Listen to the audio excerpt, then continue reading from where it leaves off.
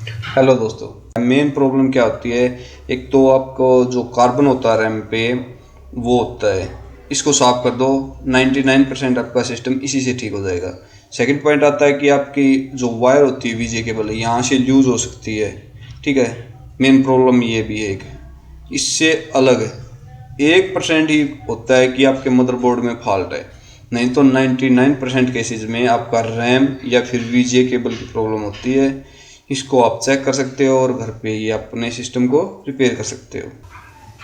Hello दोस्तों, आज हम आपको दिखाएंगे कि एक जो हमारा पीसी होता है उसको कैसे रिपेयर किया जाता है। कई बार क्या होता है कि जैसे हमने हमारा सिस्टम तो स्टार्ट कर दिया बट डिस्प्ले नहीं आई। इसमें क्या होता है, जैसे भी हम सिस्टम स्टार्ट करते हैं हमारा, तो उसमें हमारा जो प्रोसेसर का फैन होता है वो तो घूमने लग जाता है, करंट भी आ जाता है, बट डिस्प्ले पे कुछ भी नहीं आता। तो इसमें क्या होता है, इसमें हम आपको कुछ पॉइंट बताएंगे जनरली जो चेक करने होते हैं आपको। सबसे पहला पॉइंट क्या है इसमें, सबसे पहले हम चेक करेंगे कि हमारी जो एलईडी है, हमारा जो मॉनिटर है, उसमें करंट आ रहा है या नहीं आ रहा है। क्या पता आपकी जो एलईडी मॉनिटर है उसमें करंट ही नहीं आ रहा हो, तो हम जो पावर की केबल है उसको चेक करेंगे सबसे पहले कि कहीं से कटी हुई या पावर सॉकेट में लगी हुई है या नहीं है। ठीक है, अगर हमारी वायर प्रॉपर लगी हुई है तो हम अगला पॉइंट चेक करेंगे वीजे केबल।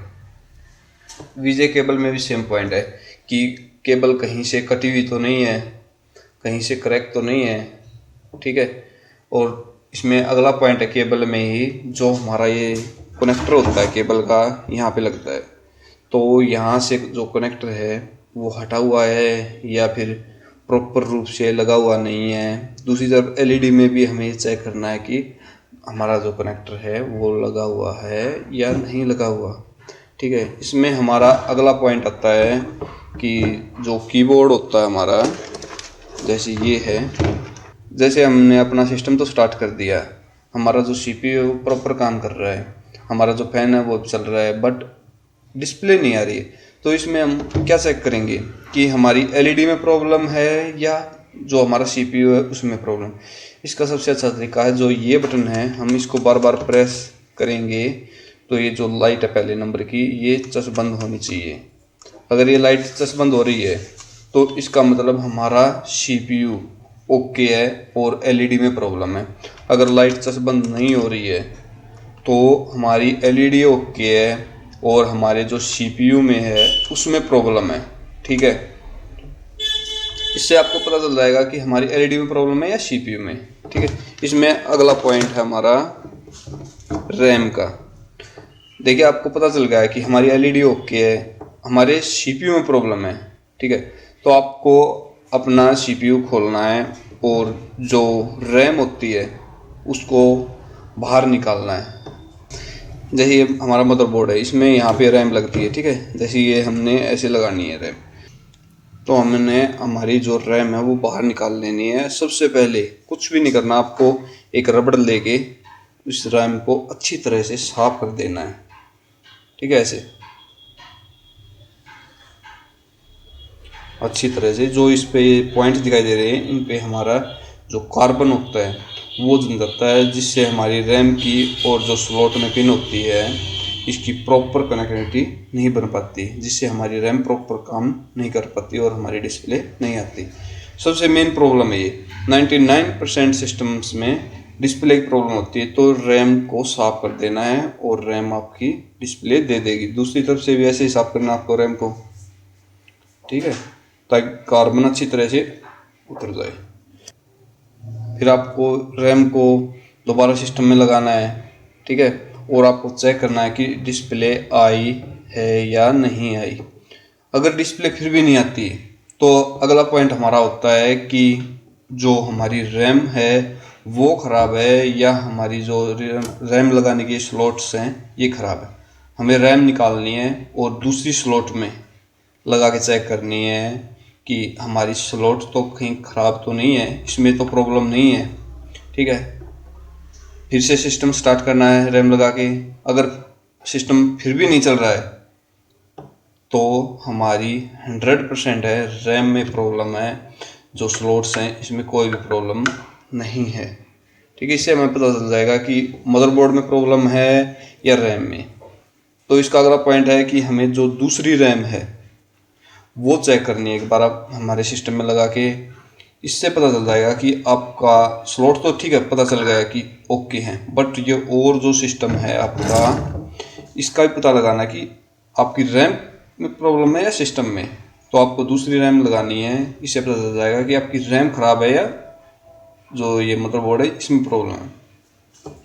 अगर दूसरी रैम लगाने पे भी आपका सिस्टम नहीं चल रहा है, जहाँ तक है चल जाएगा, सिस्टम में बहुत कम प्रॉब्लम आती है वो चल जाएगा, बट फिर भी अगर आपका सिस्टम नहीं चल रहा है तो आपको क्या करना है इससे आगे।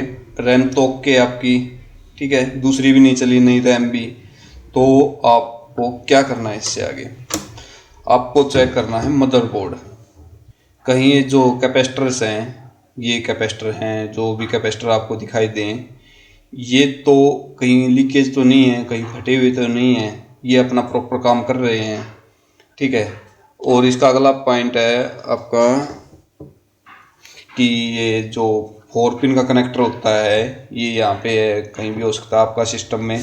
ठीक है, ये प्रॉपर लगा हुआ है नहीं, ये होता है कि आपको जो प्रोसेसर को सप्लाई देता है ये 4 पिन कनेक्टर ही, यहाँ से ही आपको प्रोसेसर को सप्लाई मिलती है। अगर आपका प्रोसेसर नहीं चल रहा है तो भी आपके सिस्टम में डिस्प्ले नहीं आएगी। ठीक है, ठीक है, ये भी चेक कर लिया आपका। अब अगला पॉइंट है आपका कि जो वायर्स होती है यहाँ पे लगी होती है, यहाँ पे और यहाँ पे, इनकी तो कोई वो है ही नहीं। मेन वायर्स ये होती है डिस्प्ले में, ये तो हार्ड डिस्क की है। ठीक है, ये जो वायर हैं ये तो हार्ड डिस्क की हैं, ये कहीं से कटी हुई तो नहीं है। ठीक है, तो दोस्तों ये थे वे जो सिंपल टिप्स हैं चेक करने की भी।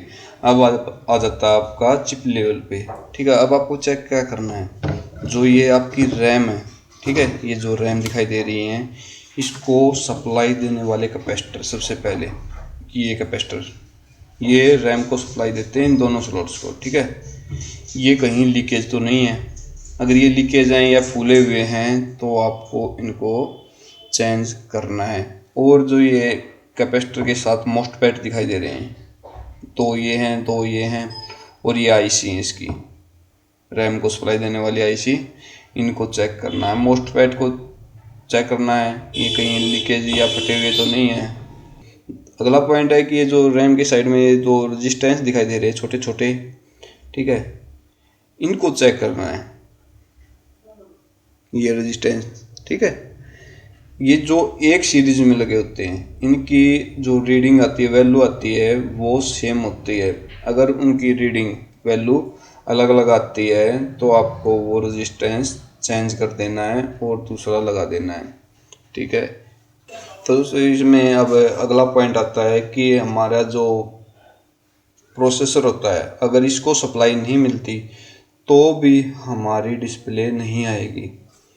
तो इसमें हमारा क्या है, सबसे पहले कैपेसिटर मेन होते हैं, सबसे पहले सप्लाई इन्हीं पे जाती है। ठीक है, ये फूले हुए या लीकेज तो नहीं है, अगर ये फूले हुए तो आपको इनको चेंज कर देना है सेम वैल्यू से। इनकी वैल्यू यहाँ पे लिखी होती है, ठीक है, 16 वोल्ट 1500 UF, ठीक है, ऐसे इनकी वैल्यू होती है। सेम वैल्यू के दूसरे कैपेसिटर लगा देने हैं। सेकंड पॉइंट है कि इसके जो ये मोस्टपेट है, इन कैपेसिटर के साथ मोस्टपेट हैं, ठीक है, ये भी चेक करने हैं आपको, कहीं ये लीकेज या इनकी रीडिंग तो नहीं बदली हुई है, जो इनकी वैल्यू आती है वो तो नहीं बदली हुई। अगर आपको प्रोसेसर भी सप्लाई मिल जाएगी तो भी आपको डिस्प्ले नहीं मिलेगी। ठीक है, और इससे अगला पॉइंट है आपका ये ब्रिज, ठीक है, दोनों ब्रिज अगर इन पे सप्लाई नहीं जा रही, इसका जो ये मोस्टपेट दिखाई दे रहा है इससे थ्रू इस पे सप्लाई जाती है, अगर इस पे भी सप्लाई नहीं जा रही तो रैम इसको सप्लाई देती है, यहाँ से आपकी डिस्प्ले कन्वर्ट होकर यहाँ पे पहुँचती है, तो भी आपकी डिस्प्ले नहीं आएगी। तो आपको अच्छी तरह से अपना मदरबोर्ड चेक करना है कि कहीं कोई फॉल्ट तो नहीं है। ज़्यादातर फॉल्ट आपको मैंने बता दिया है। मेन प्रॉब्लम क्या होती है, एक तो आपको जो कार्बन होता है रैम पे वो होता है, इसको साफ कर दो, 99% आपका सिस्टम इसी से ठीक हो जाएगा। सेकंड पॉइंट आता है कि आपकी जो वायर होती है वीजे केबल यहाँ से लूज हो सकती है, ठीक है। मेन प्रॉब्लम ये भी है एक, इससे अलग है 1% ही होता है कि आपके मदरबोर्ड में फॉल्ट है, नहीं तो 99% केसेस में आपका रैम या फिर वीजे केबल की प्रॉब्लम होती है। इसको आप चेक कर सकते हो और घर पे ही अपने सिस्टम को रिपेयर कर सकते हो। तो दोस्तों आपको हमारी ये वीडियो कैसी लगी, please like and share. Thank you.